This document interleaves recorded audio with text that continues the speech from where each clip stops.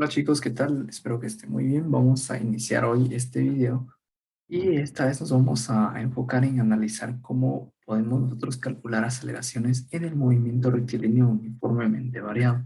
Como ustedes se habrán dado cuenta, para calcular variables en este movimiento específico hay muchas ecuaciones. Entonces aquí les traigo unos ejemplos de cómo utilizar esas ecuaciones. Veamos la primera. Podemos calcular nosotros aceleraciones utilizando la ecuación número 6, que dice que la velocidad, el cambio de velocidad es igual a la aceleración por un cambio de tiempo. De aquí podemos nosotros despejar la aceleración, como pueden ver acá, y obtener esta ecuación nueva, ¿sí? Entonces apliquémosla a un problema. Veamos, dice este ejemplo número 4, dice que una partícula posee una velocidad de 20 metros sobre segundos hacia la derecha. Y después de 90 segundos, su velocidad es de 120 metros sobre segundos. Determine la aceleración necesaria para realizar dicho movimiento. Bien, otra vez un pequeño diagrama. Estamos en un punto A, nos movemos a un punto B con cierta aceleración. En este caso tenemos una velocidad inicial de 120 metros sobre segundos y una velocidad final que sería la velocidad final en el punto B. Lo que queremos encontrar ahora es la aceleración. Bien, utilizamos esta ecuación, ¿sí? Dice que el cambio de velocidad dividido el tiempo es igual a la aceleración. ¿Cuál es mi velocidad final? 120 menos mi velocidad inicial, que en este caso serían 20 unidades, y lo dividimos dentro del tiempo que transcurre, ¿verdad? Que en este caso serían 90 segundos. Ingresamos esos datos en nuestra calculadora y obtenemos que la aceleración necesaria para que se realice dicho movimiento tiene que ser de 1.11 metros sobre segundos al cuadrado, ¿sí? Ahora veamos qué pasa esta pequeña variación ahora utilizando la ecuación número 7. Aquí tenemos esta ecuación, la ecuación número 7, la cual la pueden encontrar en las presentaciones. Y si se dan cuenta, como acá yo tengo la variable de aceleración, pues yo puedo despejar esa aceleración de esta ecuación. Y a la hora de despejarlo, yo obtengo esta nueva ecuación, ¿sí? Entonces, apliquemos esa ecuación. ¿Qué hacemos? Ejemplo número 4.1 dice, una partícula posee una velocidad inicial de 20 metros sobre segundos hacia la derecha y pasados 90 segundos, el desplazamiento de la partícula es de 600 metros. Determine la aceleración necesaria para realizar dicho movimiento. Bien, otra vez, la partícula está en un punto A, se mueve a un punto B, ¿sí? Y tiene una aceleración. En este caso existe velocidad inicial. Existe velocidad final, pero en este caso no lo da el problema, pero sí me da el desplazamiento que hay y el tiempo que pasa. Entonces, con esos datos yo tengo que calcular la aceleración. Entonces, utilizamos la ecuación que despejamos anteriormente. ¿Cuál es el desplazamiento de mi partícula? Es 16 metros, ¿sí? La velocidad inicial es de 20 metros sobre segundos al cuadrado. El tiempo que pasa para que la partícula se mueva del punto A al punto B es de 90 segundos. Entonces aquí lo sustituyo multiplicado por 2, todo lo que está dentro del paréntesis, dividido el tiempo al cuadrado. En este caso siguen siendo 90 segundos. Ingresamos esos datos en nuestra calculadora y obtenemos el siguiente resultado, menos 0.30 metros sobre segundos. Bien, ¿qué pasa acá? Acá es donde tenemos nosotros que interpretar un poco los signos. ¿Por qué? ¿Por qué tengo un signo negativo acá?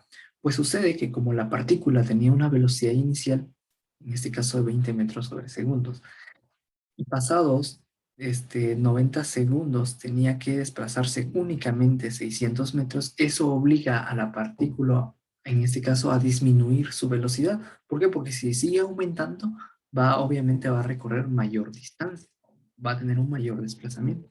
Por esa razón, la aceleración que obtenemos en este caso es negativa, o sea, en otras palabras, es una desaceleración, está disminuyendo su velocidad, ¿sí? Ahora veamos una pequeña variación de este ejemplo. ¿Qué pasa si en lugar de que, si se dan cuenta, en este ejemplo anterior eran 600 metros de desplazamiento? Pero ¿qué pasa si ahora el desplazamiento es mayor? Es mucho, mucho más grande, en este caso 900 metros. Otra vez tenemos nuestro diagrama, pero ahora ¿qué va a pasar? Si sustituimos los mismos datos, solo que ahora, si se dan cuenta, el desplazamiento es el que cambia. En este ejemplo era 600 y acá es de 9000.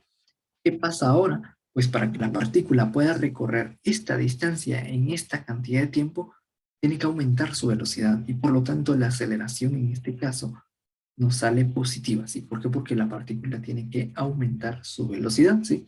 Entonces ahí es un ejemplo que les quería dejar para que ustedes vieran y supieran interpretar estos signos, ¿sí? Puede ser negativo o puede ser positivo dependiendo de las condiciones que dé el problema, ¿sí?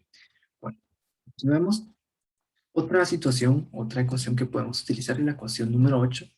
Aquí tenemos la aceleración, ustedes se pueden dar cuenta. Entonces eso nos da la señal a nosotros de que nosotros podríamos despejar esa ecuación acá. Despejamos la aceleración y obtenemos la siguiente ecuación. Acá únicamente voy a escribir un dato que no está, el 2. Ahí estamos. Entonces así quedaría la nueva ecuación, ¿sí? Y ya tenemos una ecuación que nos puede dar el valor de una aceleración. Entonces apliquémosla a un problema práctico. Veamos, dice una partícula posee una velocidad de 20 metros sobre segundos y hacia la derecha, después de desplazarse 450 metros, la velocidad de la partícula es de 120 metros sobre segundos. Determine la aceleración necesaria para realizar dicho movimiento. Bien, otra vez tenemos nuestro pequeño diagrama y aquí tenemos esto, ¿sí? Velocidad final, ¿cuál es?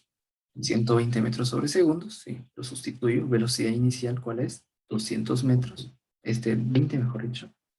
Desplazamiento, ¿cuál es mi desplazamiento? Por acá lo tenemos, 450 metros, solo que acá me faltó agregarle multiplicado por 2, ¿sí? Entonces, si sustituyen esos datos en su calculadora, les va a dar el siguiente resultado.